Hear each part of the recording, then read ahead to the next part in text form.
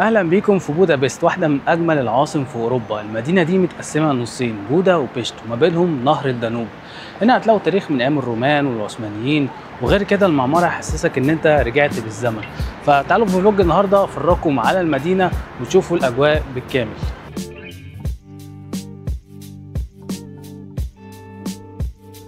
صباح الفل يا شباب. الساعة دلوقتي 9 الصبح، خدت أول طيارة كانت الساعة 6 إلا ربع، فكان يعني رحلة مرهقة شوية وصحيت بدري. فخلينا نبدأ يومنا الأول بفطار كده، نشرب قهوة نظبط دماغنا. للأسف الكافيه اللي أنا كنت هفطر فيها لسه ما فتحتش، بتفتح الساعة 9 وفي الأيام العادية بتفتح 8 ونص. فأنت لو ايرلي بيرد وعايز تفطر بدري اتأكد من المواعيد، يعني الكافيهات قبل ما تروح لها. بالنسبة للأتوبيس من المطار، سعر التذكرة 2200 فورنت هنغاري، فالعملة دي يمكن من أضعف العملات اللي موجودة في الدول الأوروبية. 2200 فورنت يعني تقريبا 5 ل 6 يورو على ما أعتقد. خدت تقريبا نص ساعة من المطار في وسط المدينه، وفي كذا محطه ممكن تنزلوا فيها. والله ساعات بسال نفسي ليه ما يكونش في كده في الدول الاوروبيه عربيه فول مثلا، تروح تفطر لك مثلا بطاطس بقى شويه طعميه بتنجان، بدل الفضا اللي احنا فيه ده. انا لقيت سوبر ماركت هنا بصراحه هموت من جوع، فاخش اجيب اي لقمه. الدنيا رايقه قوي هنا الصبح، ماشي على كوبري، حاسس ان انا رجعت بالزمن لورا. في هناك ماراثون، يعني ألوفات من البشر بيجروا. مدينة جميلة قوي الصبح والجو جميل، يعني درجة الحرارة النهاردة توصل ل 28 30.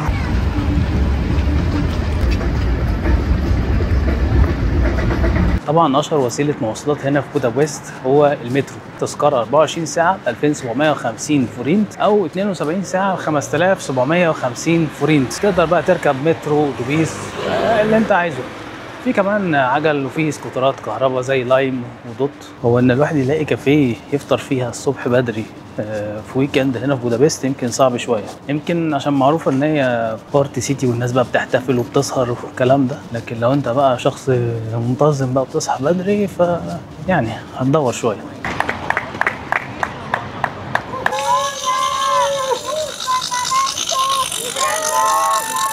شكل الموضوع كبير يا شباب، في ماراثون هنا عالمي. شايفين الرشاقة؟ معلم بيجري. اوه، انا هرجع تاني للمكان اللي كنت هروح له في الاول بتاع البيجل. الجو بدأ فعلا يحرر، دخل في 22 درجة والساعة لسه 9 الصبح.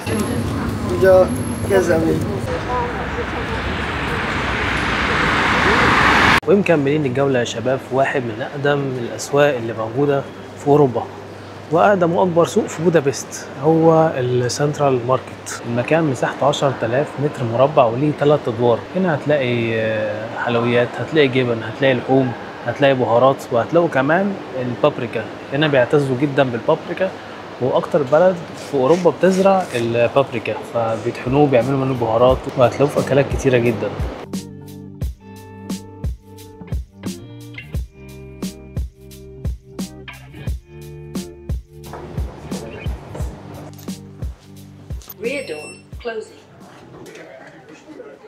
المنظر هنا من فوق يا جماعه يجنن بصراحه، عندك فيو على المدينه كلها. في كذا طريقه عشان الواحد يطلع البودا كاسل. ممكن الواحد يطلع عن طريق الكيبل كار او السلالم او سلم الكهرباء، ففي كذا اختيار. والله مدينه يعني احلى من انا كنت متوقع بصراحه.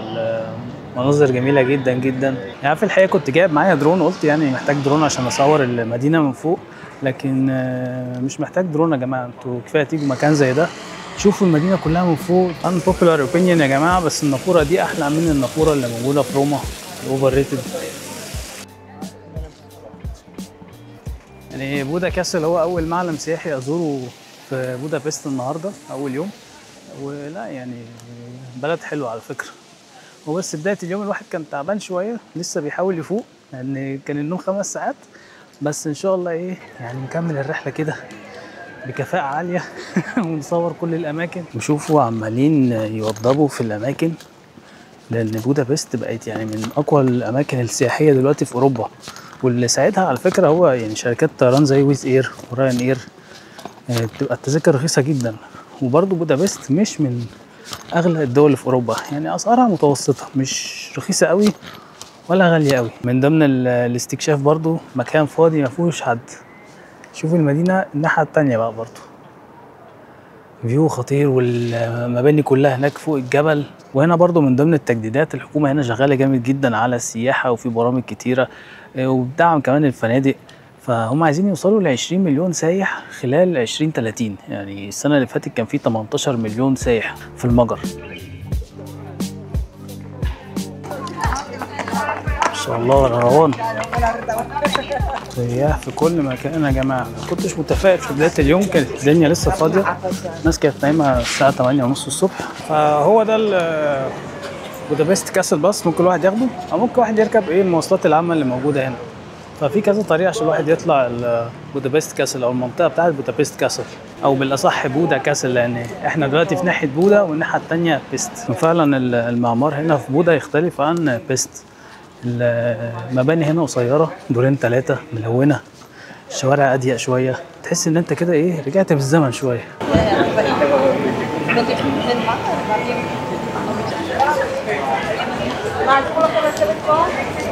الشوارع نظيفه وكلاسيك كده، والدنيا ملونه وكونتراست، والسما زرقاء، والمباني ايه الجمال ده.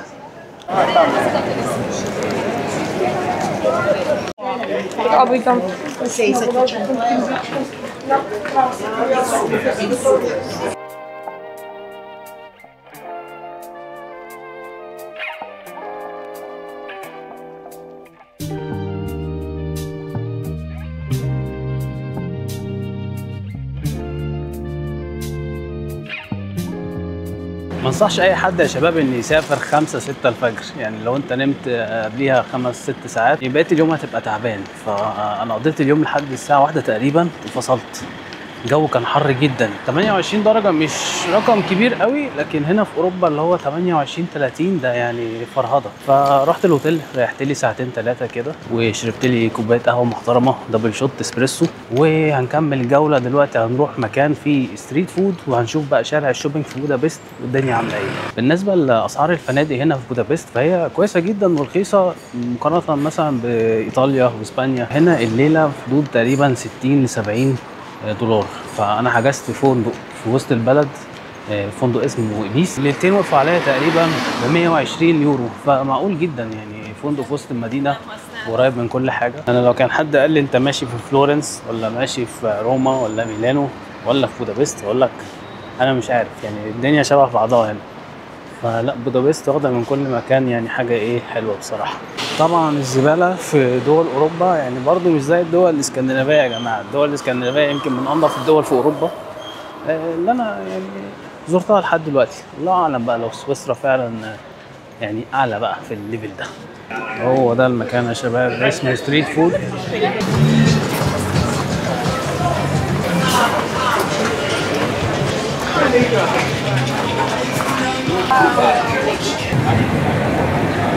وده يا جماعه شارع الفاشون اللي فيه البراندات العالميه كلها. وبرغم كده يعني في اول الشارع هتلاقوا كميه مشردين غير عاديه. لاحظتوا من اول ما وصلت ان في ناس هومليس كتير جدا. فقريت عن الموضوع، طلع ان في 30,000 شخص متشرد هنا في المجر، يعني من جميع بقى الجنسيات، بقى جايين من بلاد تانية يعني قريبه. فغريب قوي ان بلد سياحيه وعايشين حياتهم عادي وناشرين هدومهم كده على الدكك بره في الشارع، برغم ان شارع يعني المفروض يبقى سياحي وشارع يعني شوبينج ماركات عالميه. بس في تلك الاحوال يعني هم في حالهم، فمش مسببين اي ازعاج، لكن هو بس عشان المنظر العام. وبصراحه يعني بودابست طلعت احلى من ميلانو واحلى من روما. فيها مساحات حلوه، فيها مناظر جميله جدا، والدنيا لذيذه والله.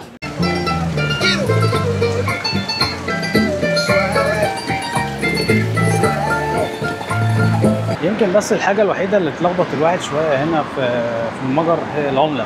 يعني اليورو بمعدل 300 حاجه و90 فورنت. هنا يا جماعه قال ان الراجل ابو كرش ملوش محبين. ده واحد شرطي من سنه 1920 وعمل له التمثال ده كذكرى. يعني بيقول لك يعني كرش بيمثل الحب والحنيه والامان. فهتلاقوا بطنه بتلمع كده، فبيقول لك اللي يلمس بطنه هيبقى حظه حلو جدا في الحب. فان شاء الله يكون خير.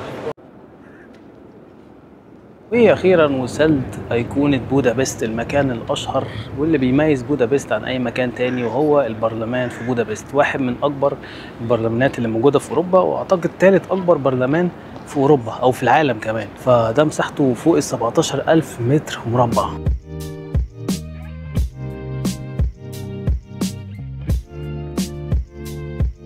طبعا تحت السياحة عاملين توريست سنتروم بمتحف البرلمان. هنا عندنا برضو من المعالم السياحية في بودابست، وهو تذكار لليهود اللي ماتوا في الحرب العالمية الثانية. جينا هنا برضو عند مكان مشهور جدا، القمر، شكله حقيقي فعلا.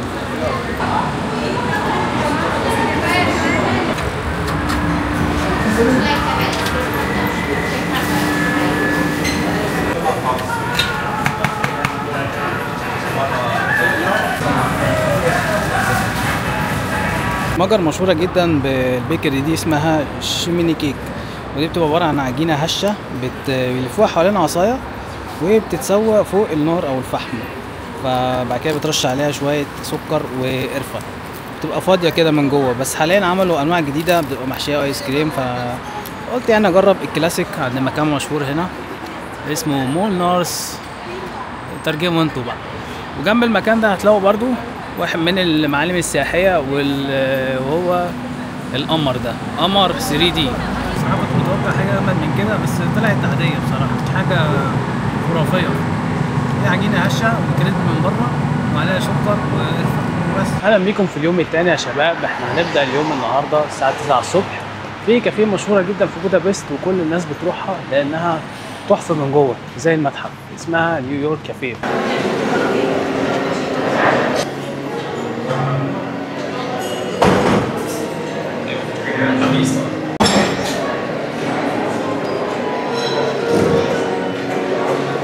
كورتادو بالذهب، فهنشوف هل بقى الشكل الفانسي هيبقى طعمه جامد ولا لا.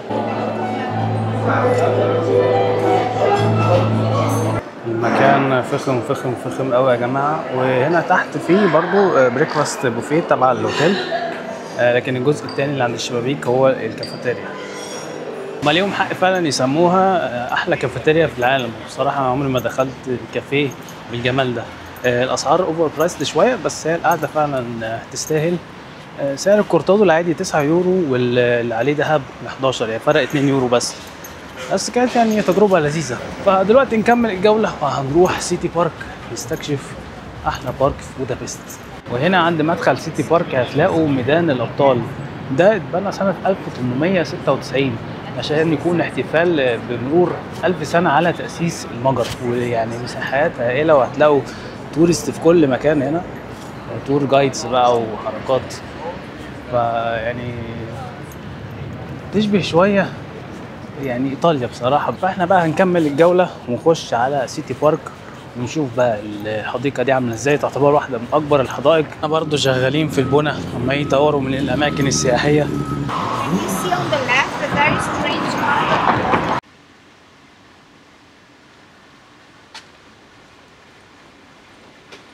عندنا القلعة دي واحد حاسس ان هو داخل في عالم هاري بوتر، كمية تفاصيل غير عادية. يعني في وسط المدينة تلاقي حياة، وتبعد شوية تلاقي هدوء وخضرة وتاريخ وفن وكل حاجة.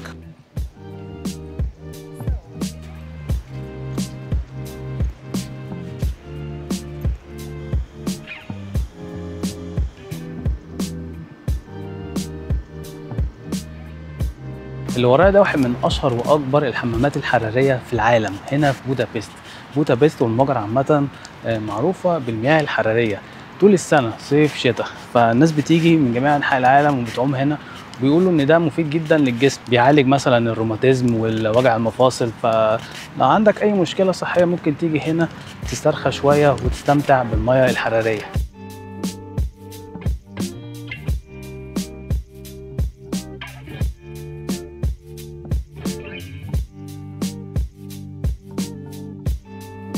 لفت نظري مطعم تركي اسمه شيف كباب، فقلت اجرب بقى ايه طبق الدونر التركي على اصله. فالراجل كمان يعني اداني هديه، معرفش مهلبيه ولا رز بلبن. مية مية. دلوقتي يا شباب انا في طريقي لمقبرة جول بابا. هنا مزار سياحي وديني في نفس الوقت، وايه هيرجعنا بالزمن لوقت العثمانيين، فتعالوا نشوف. جول بابا كان شاعر وشيخ صوفي عثماني من القرن ال16. توفى هنا في بودابست سنة 1541 وقت دخول العثمانيين، وبيسموه أبو الورود. عشان كده كل المنطقة بتاعت المقبرة سموها تلة الورود. للأسف المتحف طلع قافل النهاردة يوم الاثنين، بيفتح يوم الثلاث، بيفتح الساعة 10. فممكن أحط شوية صور لأن جوه فيه فعلا آثار من الوقت العثمانيين، فلو جايين بودابست لازم تحطوا المتحف ده في الخطة. النهارده يا جماعه جربت اللانجوس. اللانجوس ده يمكن اشهر اكله هنا في المجر. هو عباره عن عجينه كده مقليه زي العيش، هشه وكريسبي من بره، وعليها صور كريم صوص وعليها جبنه. اقول لكم رايي بصراحه، يعني ما طلعتش حلوه، ما كانتش على مزاجي خالص، وكانت دسمه جدا وما كملتهاش. ففيك بقى تختار تحط مكونات فراخ بيبروني زي البيتزا بالظبط، بس يعني هي عجينه مقليه. فاللي حابين تجربوها برضو حطوها في الباكت ليست عندكم. كنت في اول الرحله بفكر ان اشتري كارت مواصلات 3 ايام، لكن في الحقيقه قلت اخد ايه سكوتر. عملت سكوتر باس اللي هو 60 دقيقه في اليوم. حلو جدا، يعني 60 دقيقه في اليوم دول يكفوك لو هتروح كذا حته، كل حاجه قريبه من بعض. يعني هتلاقي مثلا 10 دقايق من السيتي سنتر لبودا كاسل، فالموضوع سهل جدا. في نفس الوقت لو راكب سكوتر هتحس بحريه، لكن في المواصلات محتاج تستنى المواعيد وتركب وتطلع، فممكن في الشتاء، لكن في الصيف ارشح تركبوا السكوتر الكهربائي. معرفش ايه حكايه ان بعض الدول الاوروبيه بيحطوا الزباله كده في الشارع. ما علينا، دلوقتي طالع اعلى قمه على جبل في بودابست، نشوف بقى المدينه كلها من فوق. كل واحد ياخد اتوبيس، ممكن ياخدها ماشي زي ما انا بعمل دلوقتي، يحرق مثلا اللانجوس اللي انا اكلته فتاكل براحتك، بس ايه احرق الكالوريز اهم حاجه. طبعا هيجي حد يقول لي برافو عليك حرقت الكالوريز اللي انت اكلتها في اللانجوس، هنعوضها بقى ايه بايس كريم. الموضوع شكله سبوكي شويه، بس خلينا ماشيين مع الجي بي اس. هنا برضه عمالين يبنوا في مشاريع للسياحه، شغالين في كل، مش سايبين حته في المدينه، يعني اي حاجه تلم فلوس شغالين عليها. الفيو بوينت اللي تشوف المدينه كلها من فوق، واو واو واو. في ناس قاعده هناك في الضلمه، بس مفيش اي نور ولا حاجه، يعني معظم الناس بتيجي بالنهار يعني.